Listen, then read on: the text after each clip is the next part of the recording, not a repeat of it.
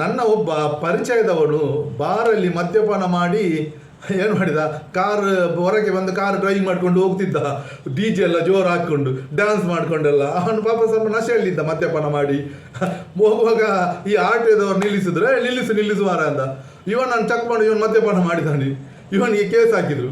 Case ಹಾಕೋ ನೋಡಿ, government ಅವರೇ ತಯಾರು ಮಾಡೋದು ಮದ್ಯಪಾನ, ಅವರೇ ಕೇಸ್ ಹಾಕೋದು, ಅವರಿಗೆ ಮದ್ಯಪಾನ ನಿಲ್ಲಿಸ್ಬೋದಿತ್ತು, ಎಷ್ಟು ಜೀವ ಉಳಿಬಹುದು ಈ ಡ್ರೈವಿಂಗ್. ಆದರೆ ಅವರೇ ತಯಾರು ಮಾಡಿಸೋದು, ಅವರೇ ಕೇಸ್ ಹಾಕೋದು. ಎಂಥ ಪರಿಸ್ಥಿತಿ. ಇವನೇನು ಮಾಡಿದ, ಆಯ್ತು ಬಿಲ್ ಕಟ್ತೇನೆ ಇಲ್ಲಿ ಸಿಟ್ಟಲ್ಲಿ ಸ್ವಲ್ಪ ಅಮಲಲ್ಲಿದ್ದಲ್ಲ, ಡಿ ಜೆ ಇನ್ನೂ ಜೋರು ಇಟ್ಕೊಂಡು ಜೋರು ಹಾಕಿ ಫಾಸ್ಟ್ ಹೋಗಿ ಒಂದು ಮರಕ್ಕೆ ಬಡಿದ, ಡಮ್ ಅಂತ. ನೋಡುವಾಗ ದೇಹಕ್ಕೆಲ್ಲ ಡ್ಯಾಮೇಜಿ, ಬಾಡಿ ಎಲ್ಲ ಡ್ಯಾಮೇಜಿ, 2 ಕಾಲು ಡ್ಯಾಮೇಜಿ, 1 ಕೈ ಡ್ಯಾಮೇಜಿ. ಯಾರ ಪುಣ್ಯಾತ್ಮವರು ಹಾಸ್ಪಿಟ್ಲಿಗೆ ಕೊಂಡೋಗಿ ಅಡ್ಮಿಟ್ ಮಾಡಿದರು ಅವನನ್ನು. ಹಾಸ್ಪಿಟ್ಲಲ್ಲಿ 12 ಲಕ್ಷ ಬಿಲ್ ಆಯಿತು. ಎಲ್ಲ ಏನು ಕರೆಕ್ಟ್ ಆಯಿತು, ಒಂದು ಕಾಲು ಒಂದು ಹೀಗಾಯಿತು ಬೆಂಡು, ಅಂದರೆ ಅದು ಸರಿಯಾಗಲಿಲ್ಲ. ಈ ಸಂಘ ಸಂಸ್ಥೆಯವರು, ಫ್ರೆಂಡ್ಸ್ ಮತ್ತು ನೆರೆಹೊರೆಯವರು ಎಲ್ಲರೂ, ಈ ಮನೆ ಪಕ್ಕದವರೆಲ್ಲ ಹೆಲ್ಪ್ ಮಾಡಿದರು ಮನೆಯವರಿಗೆ. ಇವರು ಸಾಲ ಸೂಲ ಮಾಡಿ ಬಂಗಾರ ಬ್ಯಾಂಕಿಗೆ ಇಟ್ಟು ಎಲ್ಲ ಹೇಗೆ ಮಾತ್ರ 12 ಲಕ್ಷ ಕಟ್ಟಿದರು. ಕೆಲಸ ಹೋಗ್ತೇನೆ ಈಗ, ಆದರೆ ಕಾಲು ಸ್ವಲ್ಪ ಬೆಂಡು. ನೋಡಿ, ನಮ್ಮ ದೇಹದ ಅಂಗ ಎಷ್ಟು ಪ್ರಾಮುಖ್ಯ ಅಂದರೆ, ಎಷ್ಟು ಲಕ್ಷ ಖರ್ಚು ಮಾಡಿದ್ರೆ ಒಮ್ಮೊಮ್ಮೆ ಕರೆಕ್ಟ್ ಆಗಲ್ಲ, ಒಮ್ಮೊಮ್ಮೆ ಅದು ನಸೀಬಲ್ಲಿ ಆಗುತ್ತೆ ಅಷ್ಟೇ. ನೋಡಿ, ಅವನ ಕಾಲು ಸ್ವಲ್ಪ ಬೆಂಡು ಅಷ್ಟೇ ಪಾಪ. ನೋಡಿ, ಮದ್ಯಪಾನದ ವಿಷಯದಲ್ಲಿ ಮದ್ಯಪಾನ ಮಾಡದೆ ಸಹ ಆಕ್ಸಿಡೆಂಟ್ ಆಗ್ತದೆ, ಆಗಲ್ಲ ಅಂತಲ್ಲ, ಅದು ದೇವರ ಇಚ್ಛೆ. ಆದರೆ ಅವನ ನಂಬಿಕೊಂಡು ತಂದೆ ತಾಯಿ ಹೆಂಡತಿ ಮಕ್ಕಳು ಇರ್ತಾರೆ, ಅವನು ಸ್ವಲ್ಪ ಆಲೋಚನೆ ಮಾಡ್ಬೋದಿತ್ತು. ನೋಡಿ ಅವನ ಸೋಲು ನೋಡಿ. ಆದರೂ ನಮ್ಮ ದೇಹದ ಅಂಗ ಎಷ್ಟು ಪ್ರಾಮುಖ್ಯ ಅಂದರೆ, ಕೆಲವರು ಒಬ್ಬ ಜರ್ಮನಿಯನ್ ಫುಟ್ಬಾಲ್ ಒಬ್ಬ ಇದ್ದ, ಅವನು 25 ಲಕ್ಷ ಖರ್ಚು ಮಾಡಿದೊಂದು ಕಾಲು ಟ್ವಿಸ್ಟ್ ಆದದ್ದು, ಇನ್ನೂ ಸಹ ಸರಿಯಾಗಲಿಲ್ಲ. ಅವನು ಹೇಳ್ತಾನೆ, ಎಷ್ಟು ಹಣ ಇದ್ದರೆ ಏನು, ನನ್ನ ಕಾಲು ಟ್ವಿಸ್ಟ್ ಇನ್ನೂ ಸಹ ಸರಿಯಾಗಲಿಲ್ಲ ಅಂತ. ಎಷ್ಟು ಕೋಟಿಗಟ್ಟಲೆ ಹಣ ಉಂಟು, ಅದೆಲ್ಲ ಹೇಳಲಿಕ್ಕಾಗಲ್ಲ.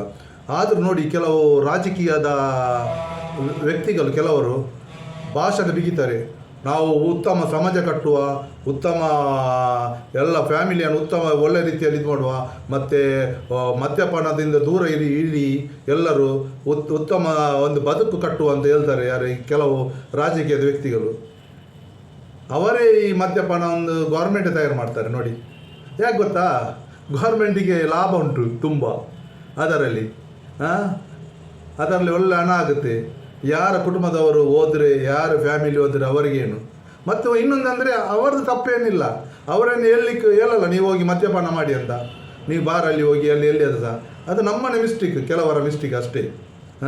ನೋಡಿ, ನಮ್ಮ ನಂಬಿಕೊಂಡು ತಂದೆ ತಾಯಿ ಇರ್ತಾರೆ, ನನ್ನ ಮಗ ಬರ್ತಾನೆ, ಇಲ್ಲಿ ಹೆಂಡತಿ ಮಕ್ಕಳು ಇರ್ತಾರೆ. ನಾವು ಈ ಕೆಲವು ಮದ್ಯಪಾನ ಮಾಡಿ ಏನೇನಾಗಿ ಕೆಲವರು ಫ್ರೆಂಡ್ಸ್ಗಳು ಹೋಗಿ ಒಟ್ಟಿಗೆ ಕುಡಿತಾರೆ, ಹೋಗುವಾಗ ಸ್ವಲ್ಪ ಆಚೀಚೆ ನೋಡ್ತಾರೆ, ಬೆಕ್ಕಿನಾಗಿ ಯಾರ ನೋಡ್ತಾರಂತ.